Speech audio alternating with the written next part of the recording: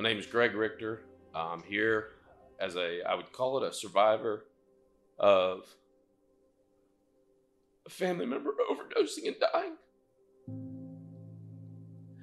And I want people to get the message and understand. Drugs kill.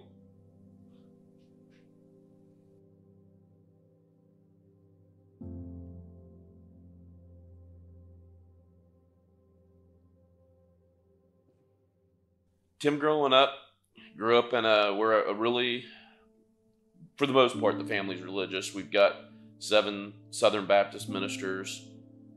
We've got law enforcement. We've got a few of those that did wander into the criminal element. I've been in law enforcement for 20 years, both overseas and locally.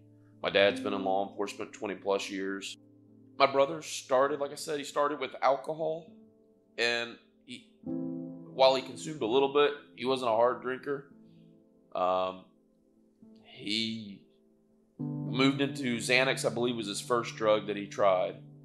And then Xanax wasn't really cutting it unless he did a large amount of Xanax. And he started out with just taking the pills, but progressively, he wasn't a needle intravenous user. He was scared of needles, but he snorted the quick high of getting it in straight into the bloodstream from the nose. And he started snorting. He crushes Xanax. Then he moved on to Vicodin, oxymorphone, oxycodone. OxyContin was a little bit hard for him to get, so oxycodone, Xanax, Vicodin, and oxymorphone were his drug of choice, what he started getting into real heavy. When he's sober, when he's off of dope, alcohol, the kid's a genius. He was really good. He took his talent and smarts using the computers and stuff and was able to access my dad's retirement fund, was able to start stealing money that way. He would walk around, the electronics in the house would disappear. Mom would be like, Timmy, go get the Wii back. He'd take the Wii down to the local pawn shop. There was the alcohol, but it just seemed like there was something a little bit more. But at the time, I didn't put 2 and 2 together. I was a cop. Your brother don't do drugs. Wrong. When I left law enforcement locally to go overseas, and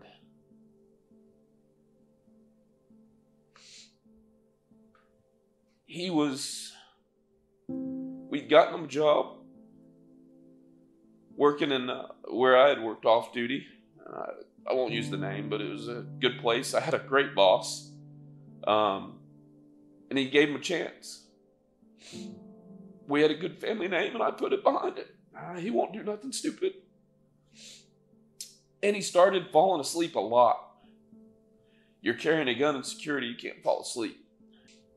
I would get call after call, hey, something ain't right with Timmy. And I thought, okay, he maybe dabbled in pills. And again, pills at the time, 7, 8 years ago, weren't big. They were on the verge of going big, but they weren't there yet. And call after call after call, hey man, something ain't right with your brother. And when I'd ask him, oh, I'm fine. I'm just tired. I'm really tired. I'm working 2, 3 jobs. I'm like, Well, I flew overseas. I got a call. Hey, your brother's in a bad way. And that's where I started figuring out it wasn't just a little problem. It was huge. Little I know how big it was going to get.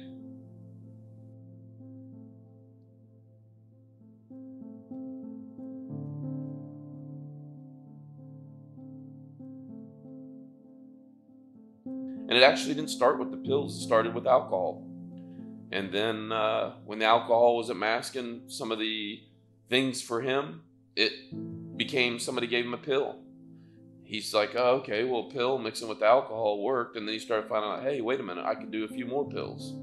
Okay, well, I'm kind of build a tolerance up. Let me do a few more pills. And I knew, okay, this is steadily going downhill faster than I thought. And I was on the verge of coming back from Afghanistan, where I was a law enforcement professional over there. And I can give you another date that I can remember vividly where we intervened. And it was a intervention with several family members and a close friend of the family. July 21st, my birthday, I had a small get-together at my house, and hadn't seen my brother in a couple months, probably about almost 6 months. He came into my house where we were sitting there and all talking, kind of hanging out and talking. And he didn't look like him. No weight, face, just, he looked like a crackhead. That's a nice way to put it. There's things where people do interventions and you see them on television, but I can tell you right now, it's one thing on television, a whole nother in a person. Mom, Dad, me, close family friend, my sister. It was a lot of him denying and lying right at first. Some probably more, I would say, muscled conversation was had with me and my brother, with my parents taken out of the room, because I figured maybe he didn't want to disappoint Dad, disappoint Mom. And that's when I was able to find out that he stole several thousands, not 1,000, several thousands of dollars. He had pawned, God knows what, a lot of gun, property, his property, my sister's property, my parents' property. And after a long, lengthy conversation that went from probably midnight to well in 4 or 5 o'clock in the morning, he got thrown out of the house. That was it. I had to help my parents understand, it's done. He stole money from you. You stole a lot of money. You stole your retirement. And if you don't do anything now, you're going to be burying him later. I can tell you right now, I wish we'd have shoved him into rehab faster. It could have made a difference, maybe not, I don't know. And he finally found rock bottom. He came back to Mom and said, I'm done. She's like, well, convince your brother. I'm like, Timmy, it's it. There's nothing left, brother. It's either the all or nothing. You pick. And he chose to get help.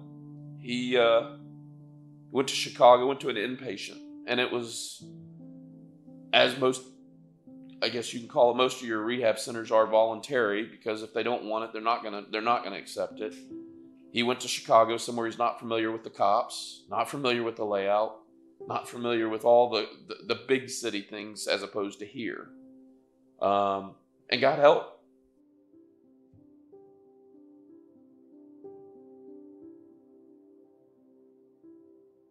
At one point, the conversation was had while he was in rehab if he'd ever tried crack. I was curious. I was like, what have you tried? He had, believe it or not dibbled or dabbled in heroin, but he did smoke crack once or twice. He wanted to see what it was. And he wanted to stay awake, because the pills he was doing oxymorphone, oxycodone, Vicodin, Xanax, what he could get his hands on, which couple of those would later be his demise with some additional things. For 3-4 years, he was straight. It was awesome. I reconnected probably when I went back to Afghanistan, 2016-17. And we chatted back and forth. And he met a couple of ladies along the way, and he met his future fiance, who was just awesome. Rocked his world. Didn't think a chick could rock his world. She opened him back up, put color in his life.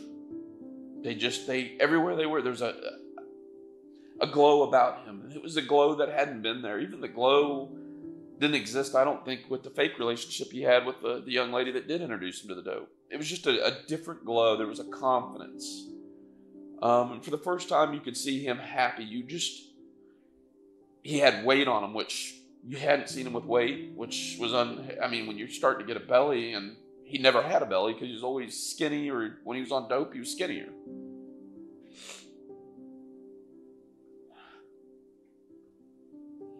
He was happy. Had an awesome relationship. Really good truck driving job. Probably reconnected with all of our family. Me and him started talking on a regular basis. Every time I talk to him, I'm proud of you. You're good, right? Yeah, I'm proud of you. You're doing good.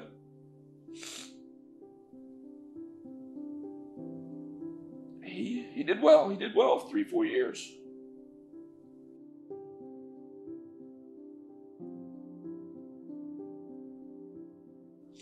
There's an awesome glow about him. And then at a certain point,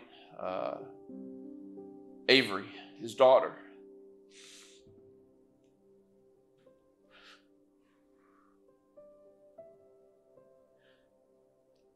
he goes, before he put out the big social media thing, hey, we're pregnant, we're gonna have a girl, have a baby at the time. He hit me up on Facebook Messenger and was like, hey, got something to tell you. It's like, oh God. At this time, I'm at a 50-50 mind of maybe he got back into the world. He didn't. He goes, look, she's pregnant. I'm like, oh boy. But man, I've never seen it was like another glow. Happy. I think when he did find out I was pregnant, he was happy. But at the same time, it was, oh man, now I've got another human being I'm responsible for. And I told him, I was like, bro, I've got 3. I'm going to tell you right now, it's a responsibility beyond all responsibilities. But it's also got the joys. You're getting ready to enter a crazy world. So if you feel like you're going to maybe bounce back to that other world, reach out to me. Let me know what's going on. Because I know the stressors are key things that will trigger some of the events to start going that direction.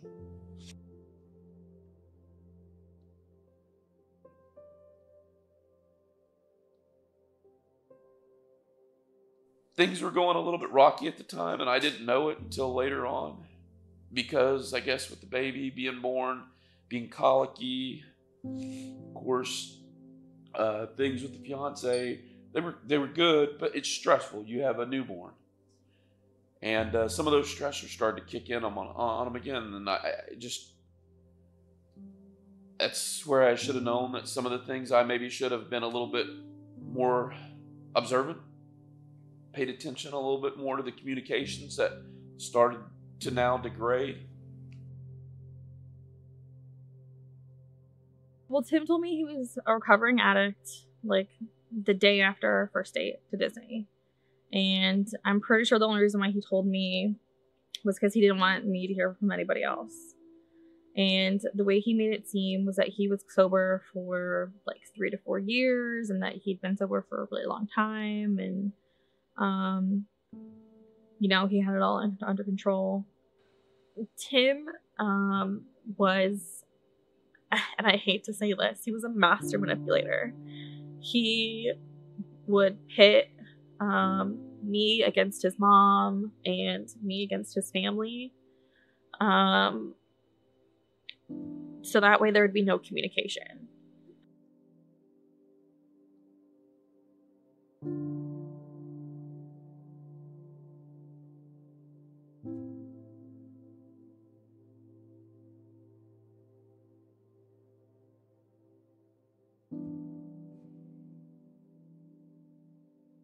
He was very manipulative. Of course, he was my baby. I waited 14 years for him, and we were very close. We talked a lot. I talked to him every day. And he didn't want his brother to know what was going on.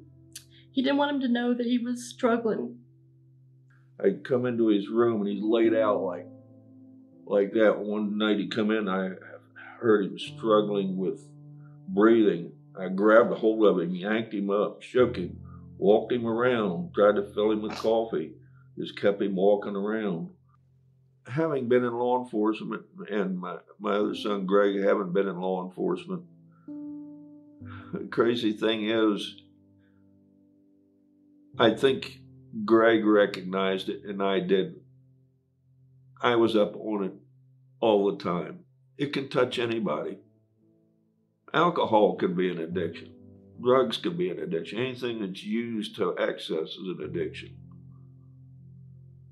You got to be able to recognize the addiction first in somebody else or yourself. I gave him a hug, and this was the day before he passed. And the crazy thing was, I kind of knew what was going on, and my prayer was, Lord, relieve his pain. Little did I know the next morning he'd be dead. So he started texting me later at night, and finally, because I was so exhausted, mentally, physically, and emotionally, from trying to lift him up and keep him going, not let him know about the money, worrying about Andrea and the baby, worrying about Greg was coming home in a couple weeks, what was going to happen. And I just said, Tim, it was about 11:30. I said, Tim, I got to go to bed. I said, I can't do, I said, you got to just ask the Lord to help you, and he'll be there for you. I said, just keep on going. You cannot give up. And he just said, I love you, Mom. And that was the last text I got from him.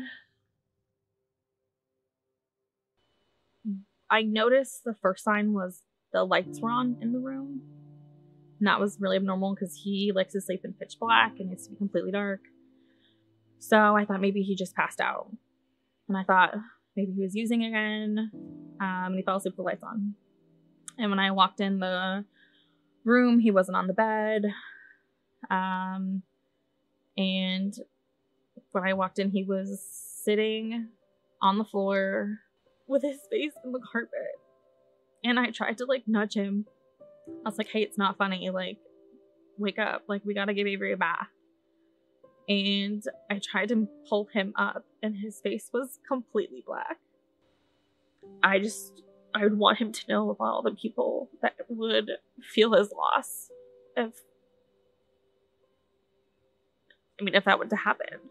Because he didn't think people loved him. And I think if he really knew, I think he would have tried harder. Timmy wasn't somebody that was always in a suit and tie. Anybody that knows Timmy was a Flow-Grown t-shirt. I think he owned every Flow-Grown t-shirt they had ever made. A pair of jeans or a pair of shorts and flip-flops. And I just, picking his clothes out, figuring out what he's going to do, what he's going to wear, how he's going to look. It's like, okay, well, I went outside to take a breather. I was outside talking on the phone, and in comes a van. I'm not dumb. I know what's in that van. The funeral director had already kind of been at odds at letting me see him when he came in. So I'm like, I've seen bodies from here to Haiti to Afghanistan. It ain't going to be a different... he's family, but I want to see him. They brought him in, opened up the bag.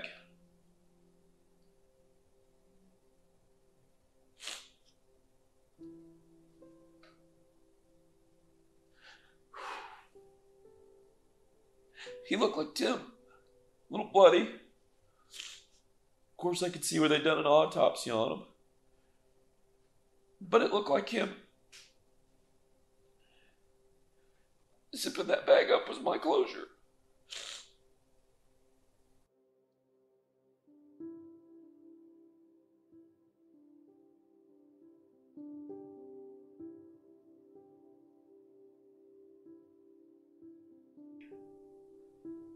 And then the day of the funeral,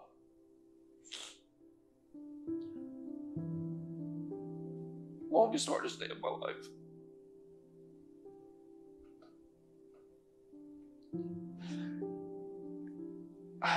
Like I said, never thought I'd be burying my brother, 29 years old. June 2nd, forever, will be a day that sticks with me.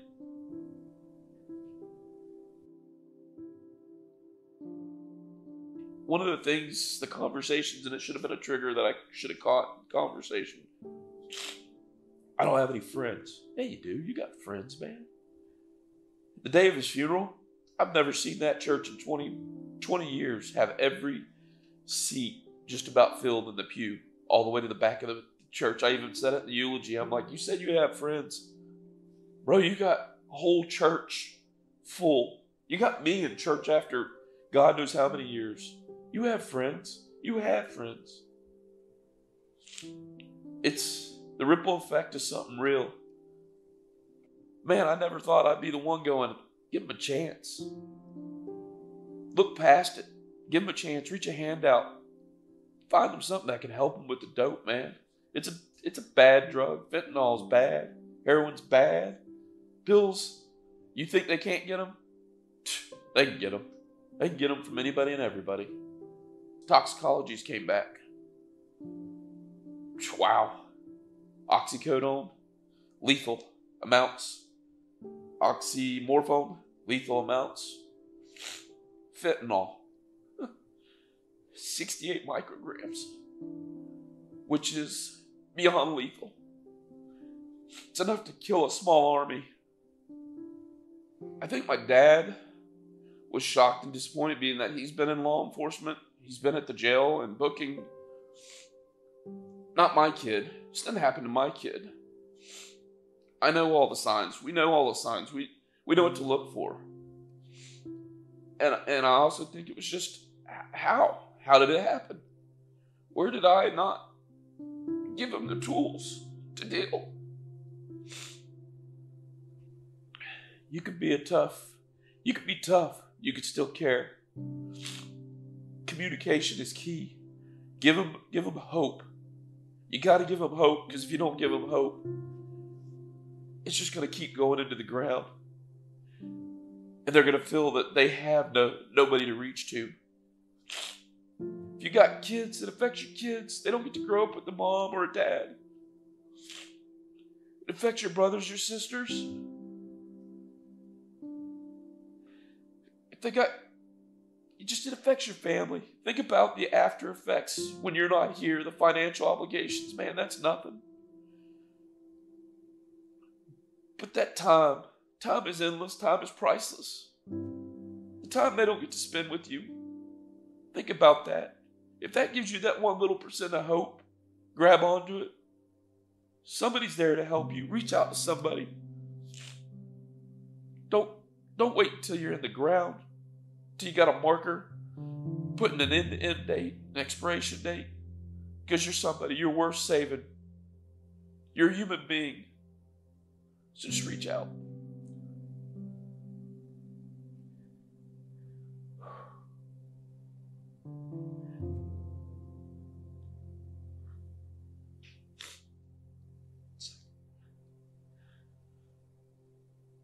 If I could talk to him again,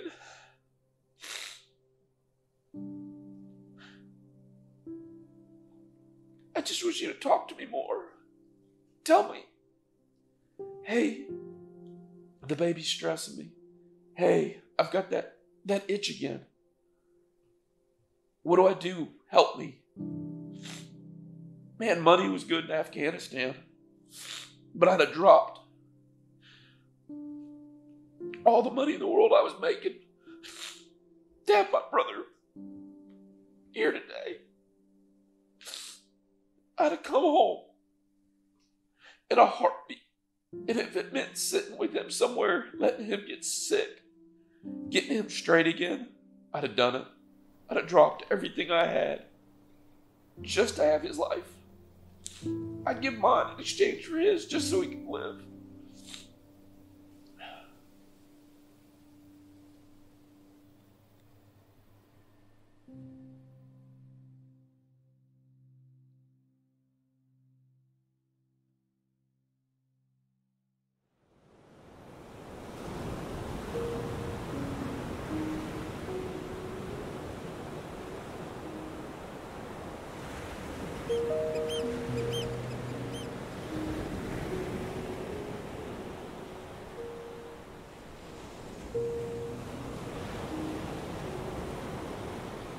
My name is Drew Brzezinski. I am founder and director of clinical outreach for Beachside Recovery Interventions and Consulting, and I'm a primary therapist for Florida Counseling Centers in Melbourne, Florida. Primarily got into this field for a variety of reasons. One is kind of my own challenges in the past with substance use, behavioral, kind of mental health challenges, a lot of depression, anxiety. But ultimately, apart from that, Brevard County local who lost about 30 friends either to opiate use disorder, drunk driving, or suicide. Got about 3 DUIs here in Brevard County, multiple other interactions with the law, and which ultimately kind of led to, started out just very short stints in county jail. A couple nights here, a couple nights there, getting bonded out, until ultimately I actually backed into a car drunk and got hit with an aggravated assault charge due to being intoxicated behind the wheel. All my friends that I had lost, all the needles I pulled out of friends' arms, and friends I saw, intentionally take their own lives, which is kind of a lot on the shoulders. And during that last DUI, I really kind of just faced that fork in the road where I was looking at a significant amount of time in prison. So I was out surfing one day, and I was thinking about, ultimately, what is it that I want in life? What is it that I want to do? What is it that I want to be? What are the most important things? What are the most important goals? And growing up without a father and a sick mother, that those goals were to be a good husband and a good father someday. And I basically knew that if I stayed on the track that I was on, I was not going to be able to accomplish those goals. Because I truly didn't believe and don't believe that I was an alcoholic, right? I didn't believe I was a drug addict. I would use cocaine when I drank, never really experimented too much outside of that, but ultimately just became a completely different person. And I drank to numb my emotions. I drank to cope with trauma. I drank to cope with depression, shame, guilt, family stuff, the loss of my mother when she passed away when I was younger, not having a dad around. That day surfing, made a decision to call my attorney and help him get me into a treatment center in Ocala. That was about a year-long program. When I went there, I really focused on my mental health in treatment. He used the word alcoholic, and I said, I'm not an alcoholic. He said, well, what are you here for? You have multiple DUIs. And I said, man, I have trauma. I've lost. I hate myself. I'm depressed. And he worked with me from that perspective. And I worked on the trauma, and I worked on the depression, and I worked on the anxiety. And for me, and this is my story, everything else kind of just dissipated and went away when I worked through that. I started going to school at a local community college. I was still doing probation at the time, so I was still under the care of the state. While I was going to school, I had completed treatment. I moved to Ocala, and while I was going to school, I actually caught a technical violation of probation for being out of the county without permission. At which time they sentenced me to a year and a day in the Florida Department of Corrections. So went up the road to prison and did 9.5 months on a year and a day, which was probably the most sobering experience that I've ever encountered in my life. Went to solitary confinement while I was there, closed management. Spent 45 days in closed management. And basically, I've always been a Christian, but found God again. And really just committed to myself that, even though I had done the work up until that point, I still had more work to do. Utilizing my story to help others, kind of deconstruct their own narrative and rewrite their stories. For me, in my experience, in what I've seen with my patients in the 6 years working in the field, it all stems back to trauma and mental health. Oftentimes, substance use, addiction is a symptom of something greater. So that trauma, that abandonment, that depression, that anxiety, those personality traits that kind of turn into behavioral issues if not addressed through clinical therapeutic techniques. I definitely think addicts are able to be rehabilitated. The first thing I would say is I try to destigmatize mental health and addiction as much as possible, which would really start by the way we address addiction and the way we address individuals struggling with substance use disorders. So me personally, in the way the field's moving, is I try to get away from the word addict, right? Because it kind of puts people in a box, or from personality disorder, right? Because that's, again, stigmatizing, puts people in a box. So I do believe that people struggling with substance use disorders, whether it be alcohol use disorder, opiate use disorder, stimulant use disorder, yes, I absolutely believe in rehabilitation. And rehabilitation is primarily focused around working on what is that intrinsic, that internal motivation for change. Why do you want to live? And once you can establish with a patient why they want to live and why they want to fight and what they want to do with their life, and what their goals are, then you can start to work from the pre-contemplation stage of change into the contemplation stage of change and the action stage of change, to help your loved one understand that they are worth more and they deserve more, and that reaching out for help isn't a sign of weakness. It's actually, conversely, a sign of strength. One of the things I often hear from family members or loved ones of people struggling with substance use disorders, or the patient or individual themselves, is, I feel hopeless. I feel helpless. I don't know what to do. I don't care about myself. I'm done. I'm over it. Something I hear quite frequently is, people telling their friends is, if I OD, don't hit me with Narcan. I just want to die. And this thing we call substance use and mental health can go to very dark places, can go down the rabbit hole to where sometimes it doesn't look like it's possible to get out of it. So what I would say to anyone that is struggling in that area or feels hopeless or helpless, you matter. Your story is important and you're here for a reason. And I mean, I'm living proof. If I could go through all the hell that I've went through in my life and come out helping others, you can do it too.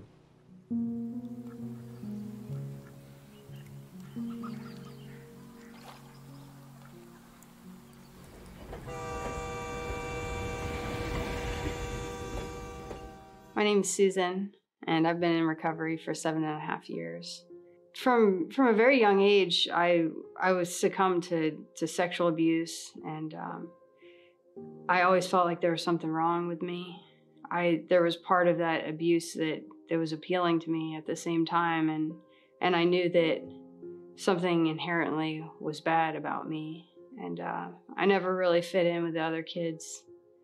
I never had a place in this world. And something had to give, and finally I just found that acceptance. I finally found my place when I found drugs. And although it was chemical and it was fake, it was the first time I ever felt whole in my life. I started using drugs back in 6th grade when it seemed like the cool thing to do on the playground, and I found a stash at my parents' house and brought it to school, and the first thing I remember was just being socially accepted. I don't even remember getting high the first time. It was just a feeling of actually belonging somewhere when I never belonged my whole life. The first time that I drank, I chugged a whole beer by myself in the dark on my back porch, and I remember not liking the taste, but I liked the way it made me feel. And the first time using marijuana, I don't even remember getting high. I just remember the kids around me saying that I was cool, and that was exhilarating. Well, it started out just using before school and stealing things, and progressed into every weekend, every day.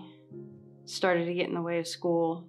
I was always an honors student and in the gifted program, and finally it caught up to me. I couldn't live a double life anymore, and so I couldn't handle the drug use and going to school, and I finally dropped out. My drug use put a wedge between me and my family. I never wanted to spend time with them. The only time I wanted to spend was with people that were getting high, and people that were part of that lifestyle. And as my drug use progressed, my father got sick with cancer, and I was never around his last year of his life. I didn't spend much time with him because I was too busy getting high. My dad was always the backbone of my family. And watching him deteriorate was the hardest thing I've been through in my life. I've never seen a grown man just crumble in front of me like he did. I didn't know what to do. I was scared. I was lost.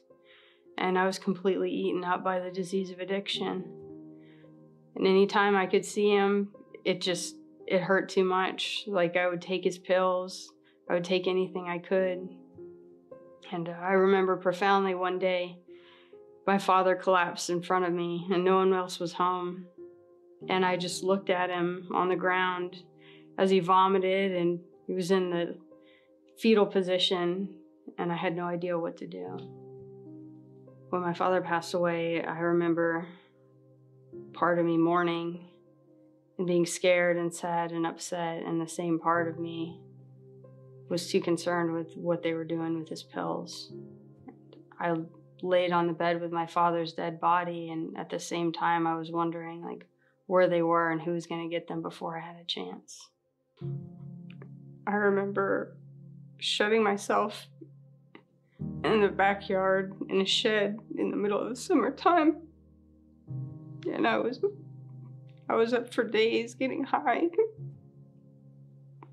And I had myself barricaded in this room, and I was naked and I was alone, and I looked over and there was a 5-gallon bucket that I was peeing in, and there was a cockroach floating in it. And I just looked around me and I had this epiphany, like, I wouldn't treat an animal that way. I've never seen a human being live in that level of filth. Just to be treated so poorly, and it was by my own design. And I knew I was gonna die using. And I knew that was no way of life. But I couldn't stop. I tried going to detox quite a few times, and every time I tried, I knew that I was just 5 days away from another relapse. Like, I would get clean for a couple days and go right back to using again. There was no stopping. And the very last time was when I got arrested, and I had no choice but to get clean. You know, the Department of Corrections really gave me that nudge that I needed. So it was hard at first. I didn't want to accept it, but a couple weeks in, I knew that I needed to change something. And I started praying. I started talking to my family differently. And I started to really grab onto as much hope as I could. For some reason this time around, I thought I'd get better. I had to stop going around the places I was going and change all the people I knew. As soon as I got out of jail, I gave my mother my phone and I told her I couldn't have it anymore. I had to get rid of every phone number I ever had, every connection I ever had. People would show up at my door and I'd tell them to go away or I'd call the cops. And that was the last thing you wanted to tell the people I was hanging out with, but I had to do anything I could to survive, and I was fighting for my life. I started going to meetings. I started hanging out with different people and talking about what was going on inside of me. There was so much pain and so much heartache that I carried with me, and I had nothing to mask it anymore. And I had to just start opening up. It was the hardest thing I'd ever done, but it was the only thing I could do to make the pain go away. When I first got into recovery, every day was just eating, sleeping a lot. I'd go to a meeting. I was just barely existing. Put on a lot of weight at the very beginning, and it wasn't much of a life. And finally, I had to go. My probation officer made me get a job. So I started going to work. I started to be more productive. I started to learn how to live like a human, because for years I lived at a subhuman level.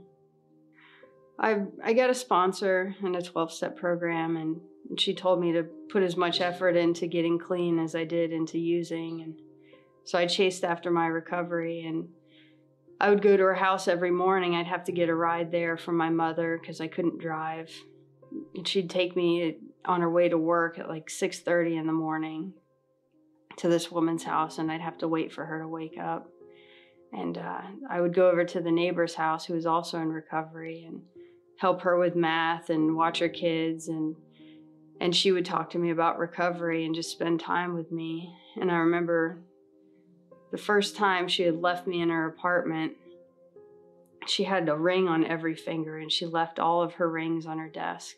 And I sat there looking at her desk and looking at all the rings. And I just remember being trusted for the first time. I still didn't have any trust from my family or anyone in my life, and this woman left all of her rings in front of me, and it made me feel like a human.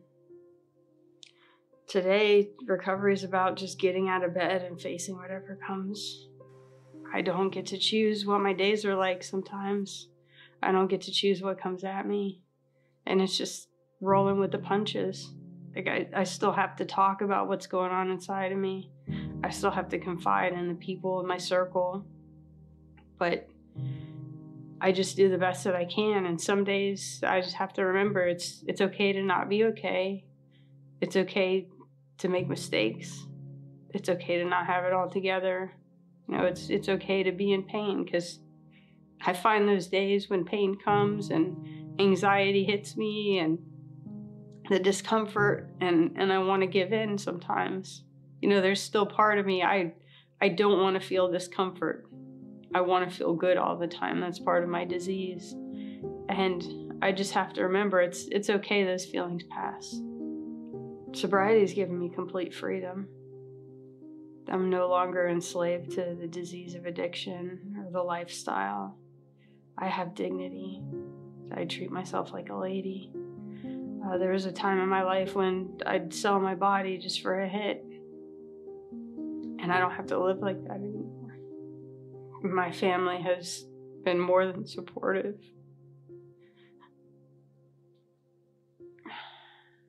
I feel like it's more than I deserve sometimes.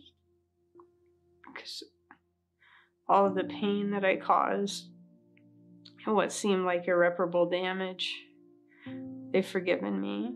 And that's not granted. That's not something we just get for free. I lucked out. You know, I've faced people that I've harmed in this process and tried to make amends to them, and just, you know, in response heard what a terrible person I am, and I was met with anger. And, you know, my family, it hasn't been like that. It's been the hugest blessing to me, because there were some relationships that I never thought I'd get back again. If someone's still struggling with addiction, I would tell them that they don't have to live like this anymore. There's a way out. There's hope. It doesn't matter what mistakes we've made. We can make good on them somehow, some way. Just try not using for one day. You know, just focus on today and try not to use today. And then try again tomorrow. But we have to stay in the day and just remember, like, it's no way to live. In spite of all of my wrongdoings, my past, all the terrible mistakes I've made, I still have found a way to find success in my life. I've become employable. I've had a job for 7 years, the same job. I've managed to make my way up in the hierarchy there. I've graduated from college 3 times. I've become a productive member of society, and I keep going. I really enjoy doing art and being able to create things with my hands. I enjoy having a good laugh with my family and my friends and the people that love me. Me compared to 9 years ago, it's like Dr. Jekyll and Mr. Hyde, just 2 completely different people. I was bottom of the barrel at one point, and today I wake up with self-worth. I wake up knowing that I'm a respectable woman. I know that I have value. I know that I'm important in this society, and I know that people need me today. And I never felt like that before.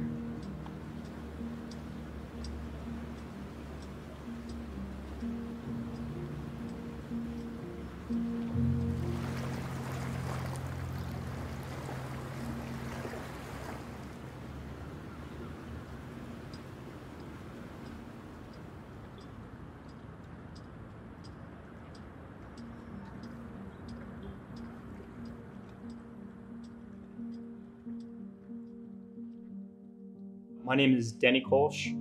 I am a licensed mental health counselor and a person in long-term recovery from heroin use. Would say that my drug use started through untreated anxiety and depression disorders. And I never really understood mental health or what I was struggling with through my teen years. And that started to develop into me coping with those symptoms through drug use. And so it started off pretty more or less mild to moderate in severity, and then it progressed as I graduated from Cocoa Beach High School into opioid use, which started with painkillers, OxyContin, and that was in the early 2000s, and it went from that to heroin use. I would say ultimately it started with not understanding mental health, not understanding what I was experiencing as a person, and not having the right people around me that understood it either and could really intervene or knew how to intervene. So it started off what looked like somewhat innocent and harmless, or just like a basic struggle that most teens would go through, and then turned into a severe opioid use disorder. For me, my history of drug use started with some drinking, and that kind of primed things for me in high school, experimenting other things and getting in that party mode. So from there, it really turned into steroid use. So when I was 16, 17 years old, I was exposed to steroids, and that was really a solution for me to deal with some of the inadequacies that I had as a high school student, and wanting to be this image of a man, or whatever society has concocted of what a teenager, what a man should look like. So steroid use really set me up to experience some of my initial symptoms of depression. And from there, it turned into, okay, I have depression and I have anxiety, and so I need to cope with those things. So from there, it turned into more alcohol use, but primarily using THC and using psychedelics. And from psychedelics, it turned into harder substances like cocaine. And then I landed on opioids, OxyContin, in the early 2000s, which was the time period that OxyContin started hitting the streets in popularity. In that initial, what we would call the first wave of the opioid crisis, really started to emerge. So from OxyContin, it then turned into heroin use and fentanyl use. After being sick several times from withdrawal symptoms from heroin use, I would tend to come to these places of wanting change, but really not knowing what that looked like, not knowing how to attain that, and really being afraid of it, ultimately, being afraid of going through the withdrawal process and having to do the work, whatever that looked like, of getting sober. So for me, I realized I didn't really have too many options left in terms of what the future would look like using drugs. It didn't seem like there was really anything there for me ultimately, and I almost had a crossroads experience where I saw very clearly that death was here, and on the other side was something other than death, and I didn't basically want to die. I had moments of it, but deep down I did want to live, and I wanted something for my life. So that was the point where I made a decision with some people around me to choose life over the path I was on. I had a few people that were in my life, more like mentor figures that really motivated me to live a different life. So I saw the life that they were living. I saw the change that was happening in some of my friends' lives, and I knew that I didn't want to feel how I felt, and I didn't want to live the life that I was living. So one of them was actually a missionary, and he was doing these medical missionary trips to Africa, and I was really blown away by who he was at this point compared to who he was when he was using, and it really inspired me to want something different. So what I've done with my life since is I I mean, the first thing I did after I got sober was went back to school to become a mental health counselor, graduated, and then ended up several years later working in the addiction field. So at first I wanted to avoid being pigeonholed into the addiction therapist who used to be an addict. So I only did mental health counseling, but then from there I just felt called and vocationally driven to do something in my community with my story. And so that turned into me eventually starting Peace Club, which is a treatment center in Cocoa Beach. You know, jump on Facebook, almost feels like every other week there's somebody that has overdosed, either died or almost did. It's painful to see it, it's painful to experience it, and even potentially more sad, it's becoming, like, over the past years, becoming almost normal. When it happens, you almost think, oh, another person that I knew, that I grew up with around here has died. So that's what we're trying to change, is that. So what I would say to someone who's watching this and who is currently struggling with this, or who is watching this and is struggling with the aftermath and the grief of losing somebody, I would say, hold on to hope, keep pressing forward, have good people around you, go to a support group, reach out to a therapist, like, have people around you that can help show you the way and walk with you on that path to getting better, because life can be better. And I've seen life be better for people who have experienced the pain of death and loss, but also the people that have struggled themselves with an addiction and have started to lose hope. I've seen people like that, including myself, get better. But it has to be done with people that can walk that path with you.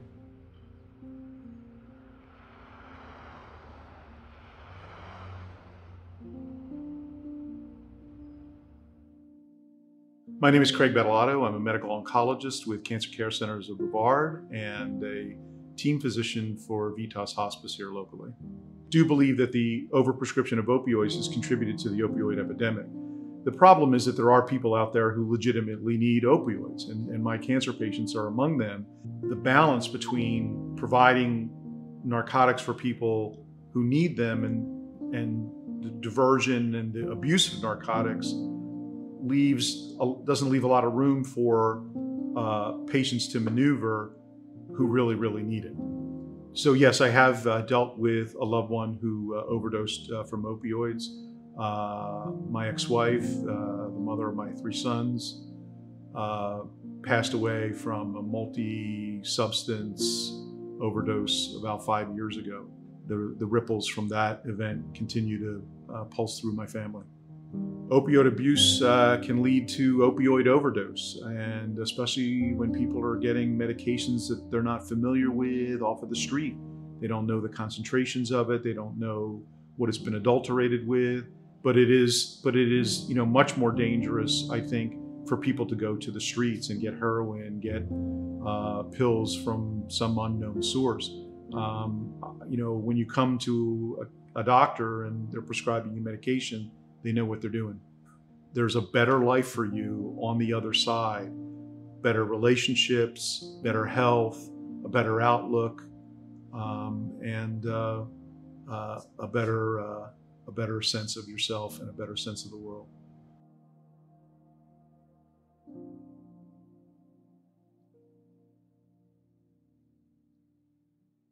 Hi, my name is Stanley Briz. I am the Director of Community Services for ECHO Connects, and I oversee Brevard County's Prevention Coalition. My training and experience with addiction came through my experiences with losing my best friend at the age of 25 and my younger brother being incarcerated right now and paralyzed from trying to illegally acquire by stealing medication from a pharmacy. I would tell the family of someone struggling with addiction that there's hope. It's never the end of the road, and even beyond what you think might be the end of the road, what would be death, you can still take that story and help so many other families not fall into that same feeling of hopelessness. I experienced that myself. My best friend died from an overdose, a mixture of many things, including opioids. Came from a very good family, came from a family that owned a small business, good-looking guy, and had all the things that you would think would not lead someone to the path of trying to cope in a negative sense through substance misuse and abuse, but he did. And I would just tell people, don't let the stigma and shame or the thought that, oh, it's not supposed to happen to my family, stop you from getting help, stop you from looking to help that individual, or discourage you to make you believe that there's something wrong with you or your family that can't be fixed, or that can't be at least challenged and fought through. There's always help, and it's never hopeless. There isn't an experience or specific thing that motivated me to get into this field of work. I was already in this field when the most horrible things related to addiction that I had ever been through happened to me, and that's getting that call early in the morning that my best friend had died, or getting that call the morning that I heard my brother had been shot by the police fleeing the scene of a crime, trying to steal pharmaceuticals from a pharmacy. And it I don't know, awakened me to a different and deeper understanding of what addiction and what, even on the other side of selling drugs was about. And it pushed me to a different level in my field. Specifically looking at the younger population, is we found that it's a lack of coping skills, not being taught or not understanding how to properly cope with whatever comes up in life. Not all the time, but we've seen that in a lot of cases. And so that's when you get self-medication. A lot of times, of course, it's experimental. It may not always be a trauma that you can point back to that started this happening. There's many, many different facets to it. Sometimes it's just you're with a group of friends and they're doing it and you don't want to feel left out. So what we're trying to do in my work daily is give them those tools to find healthy alternative coping mechanisms. And as I know, academic and brainy as that sounds, is just really teaching them the common things that we hope everyone gets. You know, what do you do when you have a bad day? What do you do when you feel left out? What do you do when you're feeling those deep feelings that adolescents experience all the time, that they're always struggling with how to properly cope with? What do you do? What tools can I use within me to do that? It doesn't involve bringing in a substance to abuse. So some of the signs that I saw in my roommate should have been easy to point out, and some of them were. For instance, I remember coming home one day and I was catching a cold, and I said, man, I need to get some NyQuil. I use that, some over-the-counter medicine. I think I have some at home in my medicine cabinet. So I go to my medicine cabinet, pour some, and as soon as I taste it, I realize it's been watered down. That's strange. I haven't used this in a bit. Why is it watered down? Come to find out, he was diluting it and using it because, of course, I kept nothing in the house. I didn't even keep alcohol in the house because I did know from him and from his parents that he was struggling with addiction, but I didn't know how deep it was.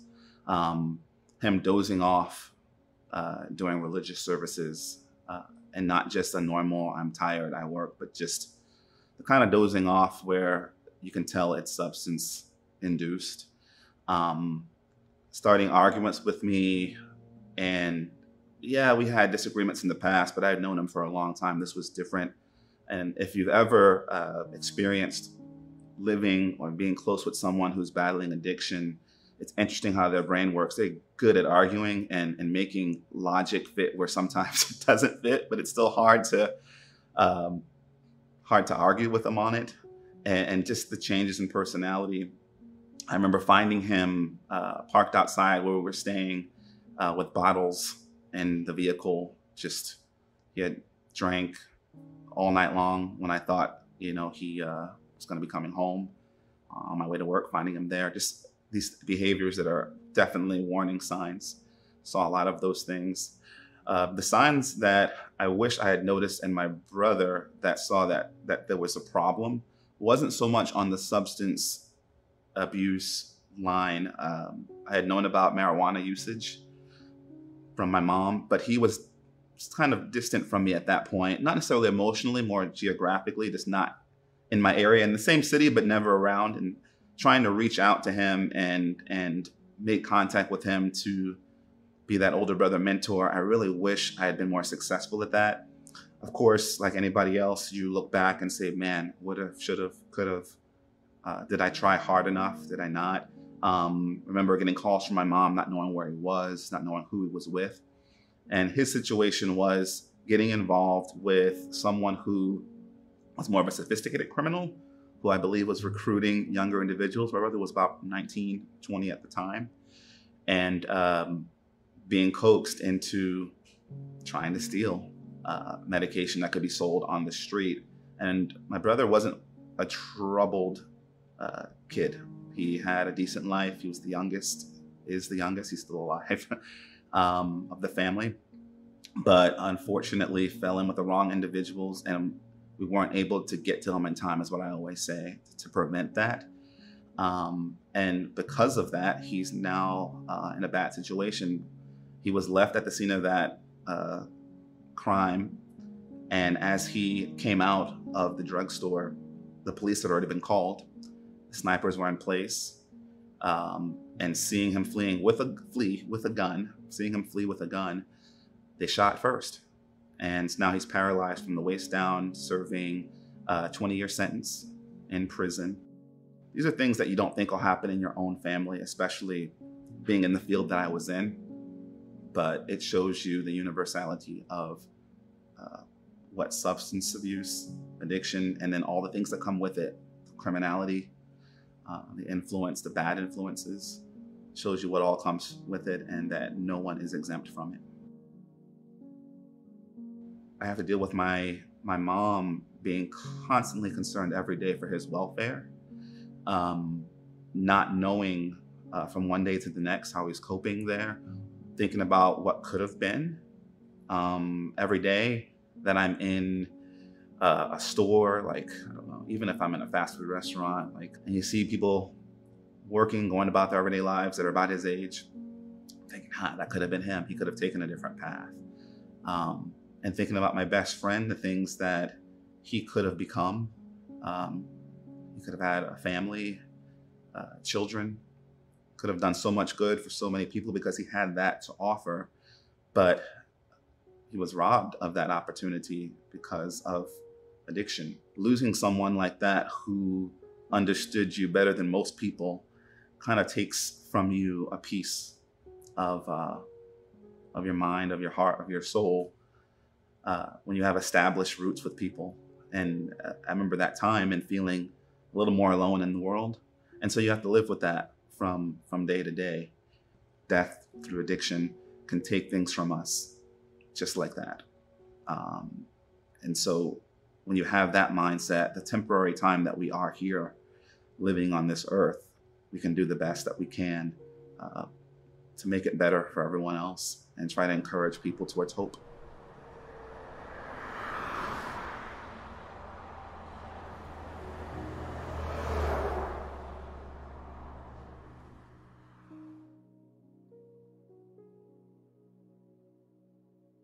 So my name is Dr. Tasha Browning, and I'm a trauma therapist, a yoga teacher, and a professor at Walden University.